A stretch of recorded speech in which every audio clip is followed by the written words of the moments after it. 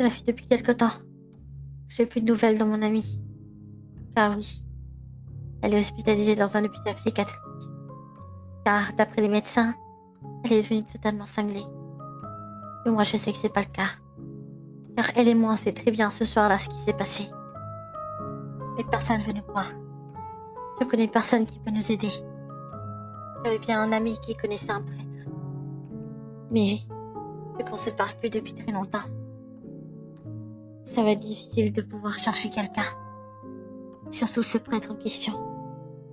Surtout que même ça, je pense pas que ses parents et les médecins nous laisseront nous approcher. Personnellement, il me fait à l'idée que dans tous les cas, elle va pas tarder à mourir. Qu'il viendra la chercher. Car oui, on me voyait dire que ça comme ça, alors que je suis censée être en train de pleurer, de m'écrouler sur le sol. Ne vous inquiétez pas, je vais pas tarder à y passer moi non plus. Je sens qu'il est proche de moi.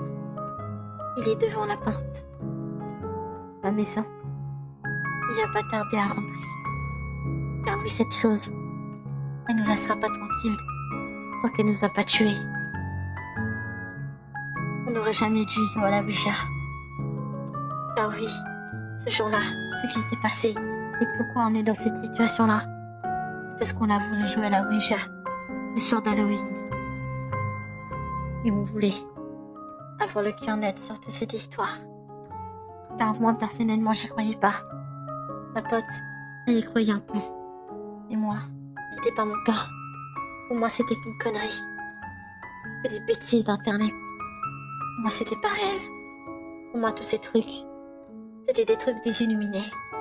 Moi, j'étais plutôt sur Terre. J'avais plutôt la tête sur les épaules. Je croyais pas à tout ça. Pour moi, la science était la seule vérité.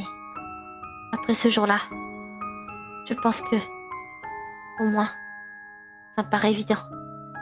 La science ne peut pas tout expliquer. Malheureusement, il y a des choses qui nous dépassent. Et cette chose-là, elle veut notre mort. Elle veut que soient mortes toutes les deux.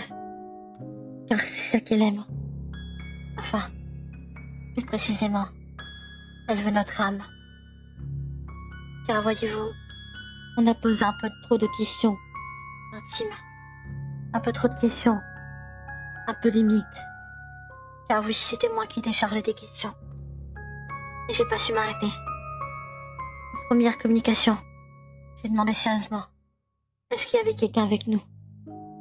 Est-ce que vous nous entendez? Si c'est le cas, sérieusement faites un bruit. Car personnellement, moi j'y crois pas. Mais si vous êtes là, prouvez-moi le contraire. J'ai pas dû attendre très longtemps avant que ça arrive. Car j'ai recommencé à entendre des bruits. Elle non, mais moi j'ai commencé à entendre des bruits. Des bruits de pas et des bruits de grattement. J'ai continué à insister quand même. J'ai demandé, c'est quoi votre nom? Comment vous appelez? Où êtes-vous? Qui êtes-vous? Comment vous êtes mort? J'ai posé toutes les questions imaginables. Les limites. Même ma pote. Ça a commencé à l'agacer. En me disant d'arrêter. Elle avait bien raison. J'ai commencé à avoir des frissons dans le dos. J'ai commencé à ressentir quelque chose au niveau de la main. Car oui, elle et moi, on avait notre main sur la goutte. Car oui, pour ceux qui ne savent pas c'est quoi une table de Ouija, je vous explique en un mot. Il y a des chiffres et des lettres. Sur une table, un morceau de bois, si vous voulez. Peu importe. Il y a des chiffres et des lettres. Il y avait ce qu'on appelle une goutte. En fait, les esprits l'utilisent pour faire des messages, écrire des lettres, bref, communiquer avec nous.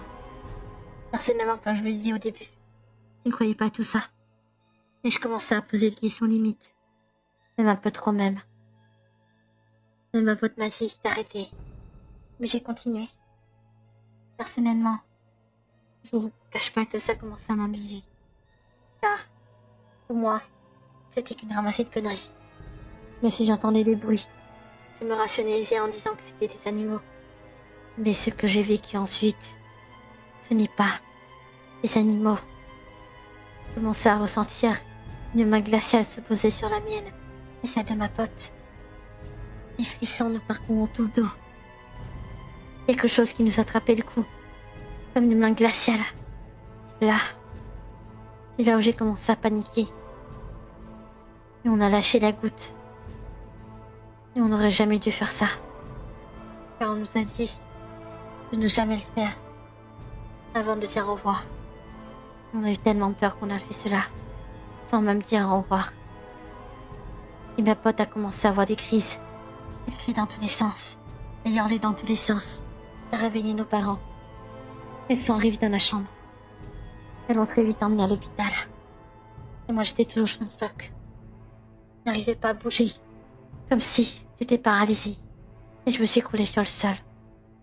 À mon réveil, on m'a expliqué la situation. Écoutez-moi bien ce que j'ai à vous dire. Ne jouez jamais à la Ouija à 3h du matin ou le soir d'Halloween. Jamais de votre vie. Car sinon, c'est votre âme. Vous perdrez.